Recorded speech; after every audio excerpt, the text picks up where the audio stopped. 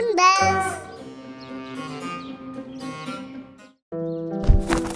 Greenland જંગલમાં બધા પક્ષીઓ ખૂબ જ ભાઈચારાથી અને પ્રેમથી રહેતા હતા.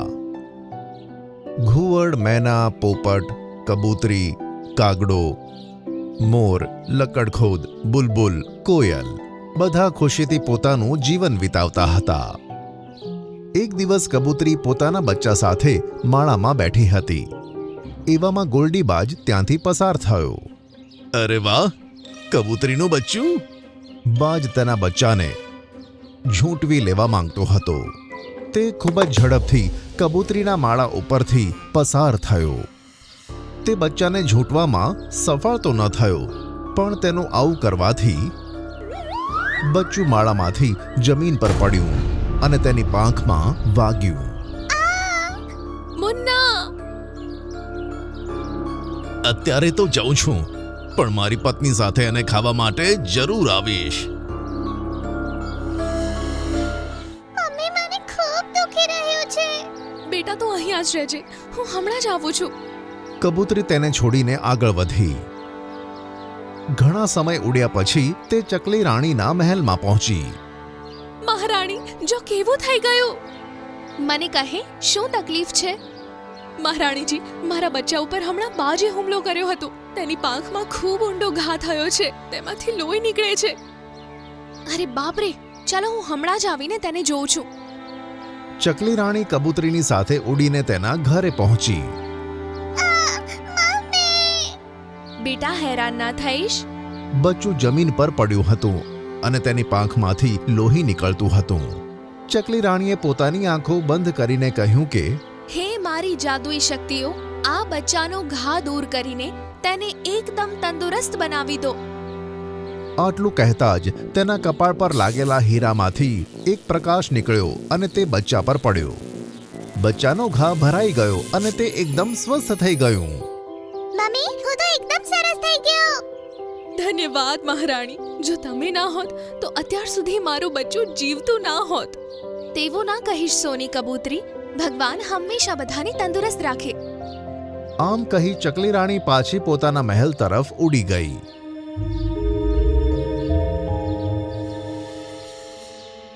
ચલ ડાર્લિંગ, મેં આપણા ખાવાની વ્યવસ્થા કરી દીધી છે. અચ્છા, શું કરીને આવ્યા છો? જરા ખબર તો પડે. હું હમણાં જ એક કબૂતરીના બચ્ચાને ખરાબ રીતે ઘાયલ કરીને આવ્યો છું. અત્યાર સુધી તો મરી ગયું હશે. ચાલ, તેને ખાવા માટે જઈએ.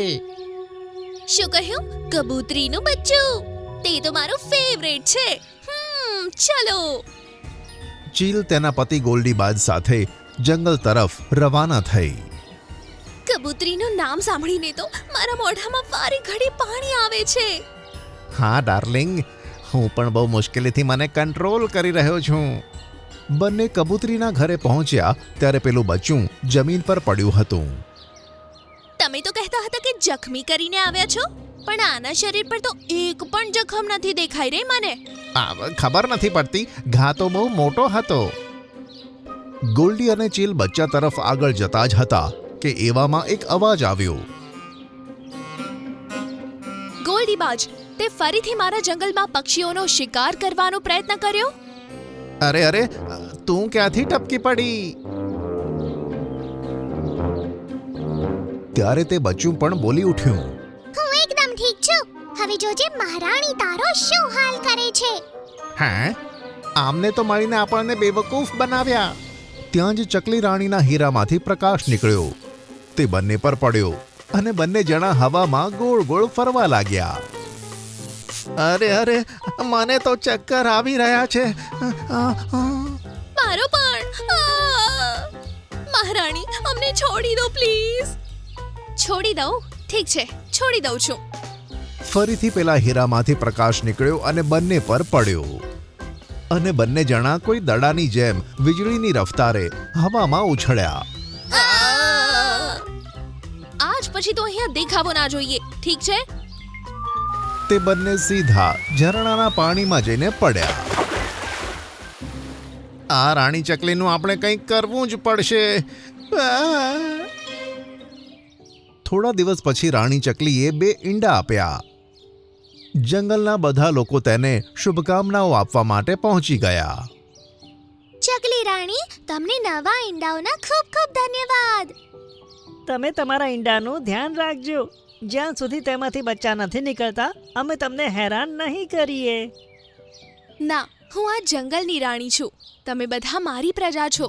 ભલે દિવસ હોય કે રાત, હું તમારી ફરિયાદ સાંભળવા માટે હંમેશા તૈયાર રહીશ.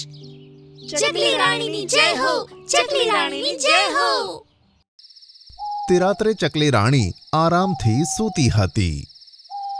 એવામાં તેને કંઈક અવાજ આવે છે. અરે, કોણ છે? તેણે ઉઠીને જોયું તો સામેની ઝાડીઓ હલતી હતી. કોણ છે ત્યાં? ત્યાં જ ગોલ્ડીબાજ અને ચીલ નીકળીને સામે આવ્યા. કેમ ચકલી રાણી, કેમ છો? તમે બંને અહીંયા શું કરો છો? હમણાં તમને બંનેને પાઠ ભણાવું છું. અમને ખબર છે કે તમે ખાલી દિવસના અજવાળામાં જ જાદુ કરી શકો છો, તેથી અમે રાત્રે બદલો લેવા આવ્યા છીએ. આ સાંભળી રાણી ચકલી હેરાન થઈ ગઈ. એવામાં તેના 2 ઈંડામાં હિલચાલ થવા લાગી. મારા ઈંડા! તે તેના ઈંડાની નજીક પહોંચી ત્યારે ગોલ્ડી બોલ્યો, એનો મતલબ અમે સાચા સમયે એન્ટ્રી મારી છે. તારા ઈંડામાંથી બચ્ચા નીકળવાના છે. ચાલ ચીલ. ગોલ્ડી, ઈંડાથી દૂર રહે. તું મારો જીવ લઈ લે. ના ના, એમાં મજા નહીં આવે. ચીલ અને બાજે એક ઈંડું તેમના પંજામાં જકડ્યું અને બંને અલગ અલગ દિશાઓમાં ઉડી ગયા. હવે જોઈએ છે તું તારા ઈંડાને કેવી રીતે બચાવે છે. હવે હું શું કરું? કોની પાછળ જાઉં? ચકલી રાણીને કશી જ ખબર પડતી ન હતી. તે ગોલ્ડીની પાછળ ઉડી ચાલી. ઓહો, મારો પીછો કરી રહી છે. જોઈએ છે કેટલી વાર સુધી મારો પીછો કરી શકે છે. ગોલ્ડીબાજ પહેલા પૂરી ગતિથી દોડતો, પછી એકદમ ધીમો પડી જતો. જેવી જ ચકલી તેની પાસે પહોંચતી તે ફરીથી ઝડપથી ઉડવા લાગતો અને આમ તે એક ગુફામાં ઘૂસી ગયો. ગોલ્ડી, ઊભો રહે.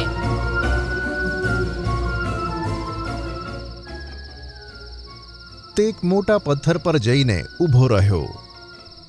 ત્યાં જ ઊભી રહે ચકલી રાણી, નહીં તો આને હું છોડી દઈશ અને તે પથ્થર પર પડીને ફૂટી જશે.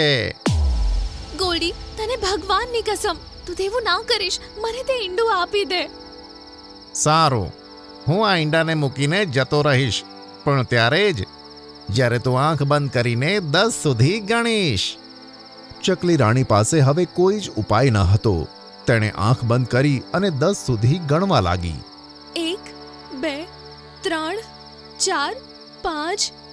તેણે 10 સુધી ગણતરી કરી અને આંખો ખોલી ત્યારે તેણે જોયું કે ગોલ્ડીબાજ ઈંડા સહિત ત્યાં ઉપસ્થિત ન હતો. ધોખેબાજ ગોલ્ડી! તે ગુસ્સે થઈને બોલી અને પાછી જવા માટે ગુફાના મોઢા તરફ આગળ ગઈ. પણ જ્યારે તે ત્યાં પહોંચી ત્યારે એકદમ ચોંકી ગઈ.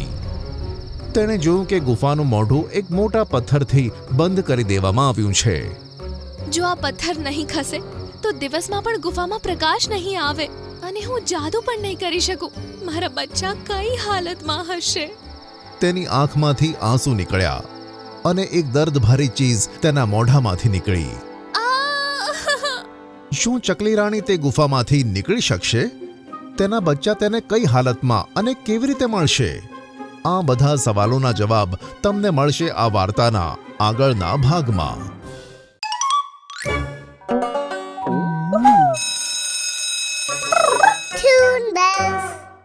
શિયાળભાઈ, એ ગુફાની અંદર આપણા જેવા જાનવર નથી જઈ શકતા. ત્યાં ખાલી એ જ જાય છે જેને રાક્ષસ પોતે પોતાની રીતે લઈ જાય, અથવા તો કોઈ એવું જાનવર જે અપંગ હોય કે વિકલાંગ હોય.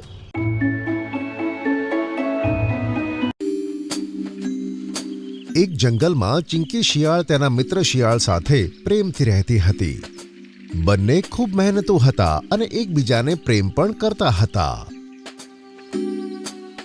ત્યાં જ જંગલમાં બીજી બાજુ એક જોડું બબલુ વરુ અને ડબલુ હાયનાનું પણ હતું, જે 1 નંબરના ખોટા અને આળસુ પ્રાણી હતા. બબલુ, દરરોજ નવા નવા જાનવરોનું ખાવાનું ચોરવું હવે આપણે છોડી દેવું જોઈએ. કેમ? અરે ચોરી નહીં કરીએ તો ખાઈશું શું? મહેનત કરવાનું આપણું કામ નથી. હું આવું કેમ કહું છું તને ખબર પડી જશે. ચાલ મારી સાથે. હાયના વરુને પોતાની સાથે પેલા બે શિયાળ જ્યાં રહેતા હતા ત્યાં લઈ ગયું. પેલા જો આ ચિંકી લોમડી અને તેનો મિત્ર શિયાળ બંને બહુ જ દયાળુ છે. કોઈને મુસીબતમાં જોઈ લે ને તો તેના માટે પોતાનો જીવ પણ આપી દે છે. સમજ્યો? તો આપણે એમનો ફાયદો ઉઠાવવો જ જોઈએ. હા, સાચું કીધું. ચાલો. બંને જણા પોતાના પગમાં દુખાવાનો ઢોંગ કરતા કરતા એક પગ ઊંચો કરીને તે શિયાળના ગુફા પાસે પહોંચ્યા. કેટલું દર્દ થાય છે. હે ભગવાન, અમે તો સૌથી સીધા જાનવર છે, એકદમ જલેબીની જેમ. તો પણ તે અમારી સાથે આવું કેમ કર્યું? અરે, તમે આમ કેમ રડી રહ્યા છો? અને તમારા પગમાં શું થયું? શું કહું, મારા કાકાના પડોશીના મિત્રનો જે દોસ્ત હતો ને, તેની બહેનના દોસ્તના છોકરાના લગ્નમાં ગયા હતા. ત્યાંથી પાછા આવતી વખતે એક મોટું ઝાડ અમારા પગ ઉપર પડી ગયું અને અમે બંને અપંગ થઈ ગયા. હવે તો અમે ભૂખ્યા મરી જઈશું. આવી હાલતમાં શું શિકાર કરીશું અને શું ખાઈશું? અરે, આ તો તમારી સાથે બહુ જ ખોટું થયું. તમે બંને ચિંતા ના કરશો. જ્યાં સુધી તમે ઠીક ના થઈ જાઓ ત્યાં સુધી તમે અમારી ગુફામાં રહો અને તમારા ખાવાની વ્યવસ્થા પણ અમે જ કરી આપીશું. તમારો ખૂબ ખૂબ આભાર. ચિંકી શિયાળ અને તેના મિત્ર શિયાળે બંને દગાબાજોને પોતાના ઘરમાં રાખ્યા અને સાંજ પડતા તેઓ શિકારે નીકળી ગયા. નજીકના જંગલમાંથી તેમણે બે સસલાના શિકાર કર્યા અને પાછા પોતાની ગુફાએ આવી ગયા. લો, તમે બંને આરામથી ખાઓ. આ સાંભળી બબલું અને ડબલું ખાવા પર એવા તો તૂટ્યા જાણે વર્ષોના વર્ષો ભૂખ્યા હોય. અરે, માફ કરજો, અમે તમને તો પૂછ્યું જ નહીં. આવો, તમે પણ ખાઓ ને. ના, અમે ખાઈશું તો તમે ભૂખ્યા રહી જશો. તમે લોકો આરામથી ખાઓ, અમારી ચિંતા ના કરો. બંને જણા બધું માંસ ચટ કરી ગયા અને આરામથી સૂઈ ગયા. હવે બસ સવાર બપોર સાંજ આમ જ થવા લાગ્યું. બંને શિયાળ થોડું જ ખાવાનું ખાતા અને તેમને ભરપેટ ખવડાવતા બંનેની જિંદગી આરામથી જવા લાગી. એકવાર બંને શિયાળના મિત્ર જીરાફ અને હરણ તેમની પાસે આવ્યા. બબલું ડબલું હંમેશાની જેમ સરસ ખાવાનું ખાઈ રહ્યા હતા અને આ બાજુ બંને શિયાળ એક નાના માંસના ટુકડામાં ઉલઝ્યા હતા. ચિંકી શિયાળ, મને તારું એક બહુ જ અગત્યનું કામ છે. નાના પાડતી. કહો ને હરણભાઈ, હું તમને ના થોડી પાડીશ. મારા દીકરાના પેટમાં બહુ જ દુખાઈ રહ્યું છે. તને પેલી ઔષધિ ખબર છે ને, જેને ખાવાથી પેટનો દુખાવો મટી જાય છે? હા, મને ખબર છે. ચલો આવો, હું હમણાં જ તમારી સાથે આવું. આમ કહી ચિંકી શિયાળે તેના મિત્રને કહ્યું, તમે બબલુ ડબલુ ભાઈનું ધ્યાન રાખજો, હું હમણાં જ આવું છું. આમ કહી ચિંકી શિયાળ તેમની સાથે નીકળી પડી. 2 કલાક પછી હરણ અને જીરાફ ડરી સહેમી હાલતમાં પાછા આવ્યા. શિયાળ ભાઈ, બહુ મોટી ઘટના થઈ ગઈ. અમારે અત્યારે જ નીકળવું પડશે. શું થયું? અને ચિંકી ક્યાં છે? અમે ચિંકી શિયાળને લઈને પાછા આવતા હતા. ત્યાં જ આસમાની ગુફામાંથી રાક્ષસ નીકળ્યો અને તે ચિંકીને પકડીને ગુફાની અંદર લઈ ગયો. આ તમે શું કહો છો? જલ્દી મને ત્યાં લઈ ચલો, ક્યાંક મોડું ન થઈ જાય. શિયાળ ભાઈ, એ ગુફાની અંદર આપણા જેવા જાનવર નથી જઈ શકતા. ત્યાં ખાલી એ જ જાય છે જેને રાક્ષસ પોતે પોતાની રીતે લઈ જાય, અથવા તો કોઈ એવું જાનવર જે અપંગ હોય કે વિકલાંગ હોય. એ રાક્ષસ પર શ્રાપ છે કે એ કોઈ અપંગ જાનવરને નથી ખાઈ શકતો અને તેના હાથે માર્યો પણ જઈ શકે. કોઈ જાનવર એવું હોય ને તે જ ગુફાની અંદર જઈ શકે છે અને એ રાક્ષસને હરાવી શકે છે. આ સાંભળી વરુ અને હાયના તરફ જોયું.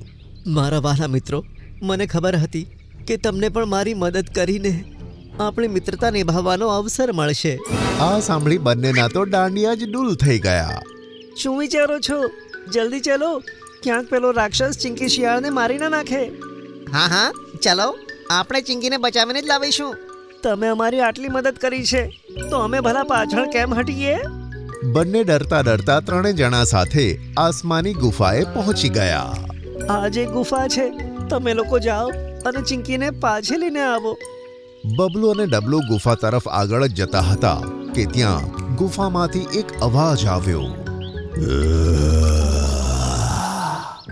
ઉડી બાબા, આટલી ભયંકર અવાજ! અવાજ સાંભળી બંને પાછળ હટી ગયા.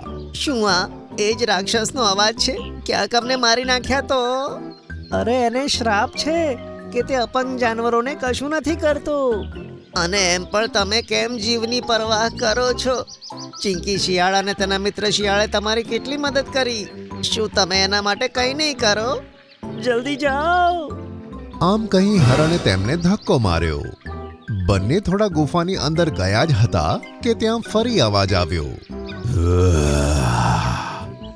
ખાઈ જઈશ, આવો મારી પાસે. અરે બાપરે, અમારે નથી જવું. બંને દોડીને ગુફાની બહાર આવી ગયા. અમે ગુફાની અંદર નથી જઈ શકતા કારણ કે અમે એકદમ ઠીક છીએ. અમે અપંગ નથી. આ જુઓ. આમ કહી બંને જણાએ ચારે પગથી ચાલીને બતાવ્યું. આ જોઈ શિયાળ તો હેરાન થઈ ગયું. આ શું? તમે લોકો તો ઠીક છો? હા, અમે તો એકદમ ઠીક છીએ. અમે અપંગ બનવાનું નાટક એટલા માટે કર્યું કે અમે તમારી ઉદારતાનો ફાયદો ઉઠાવી તમારી સાથે રહીએ અને દરરોજ મફતનું ખાવાનું ખાઈએ. દગાબાજો, તમે તો તમારું કામ નીકાળી તમારી અસલિયત બતાવી દીધી. હવે હું ચિંકીને બચાવવા જાઉં છું. ત્યાં જ હરણે ઊંચા અવાજમાં કહ્યું કે બસ, કામ થઈ ગયું. હવે તમે બહાર આવી શકો છો. આટલું કહેતા જ ગુફામાંથી કાલુ રીંછ અને ચિંકી શિયાળ બહાર આવી ગયા. અરે ચિંકી, તું ઠીક છે? અને આ કાલુ રીંછ તારી સાથે? હરણ તો કહેતો હતો કે ચિંકીને રાક્ષસ પકડીને લઈ ગયો. કંઈ ખબર નથી પડતી. અમને બંનેને આ હાઈના અને વરુ વિશે બધી ખબર હતી. ગઈકાલે અમે જોયું કે આ બંને તમારી સાથે રહે છે અને મફતનું ખાવાનું ઝાપટે છે. તો અમે એમના મોઢે એમનું જુઠ્ઠાણું સાબિત કરવા માટે ચિંકી શિયાળ અને રીંછ સાથે મળીને આ નાટક કર્યું. અને રાક્ષસનો અવાજ નહીં, મારો અવાજ હતો. અમને માફ કરી દો ચિંકી શિયાળ. અમને અમારી દગાબાજીનો પસ્તાવો છે. સારું, તમને માફ કરીએ છીએ, પણ આગળથી કોઈની ઉદારતાનો ફાયદો ના ઉઠાવતા. ના, ક્યારે નહીં. મિત્રો, ભલાઈ કરવી સારી વાત છે, પણ બધા ઉપર ભરોસો કરવો સારી વાત નથી. જેની પણ મદદ કરો ને તો આ જરૂર ખબર રાખો કે તે ખરેખર મુશ્કેલીમાં છે અથવા તમારો ફાયદો ઉઠાવે છે.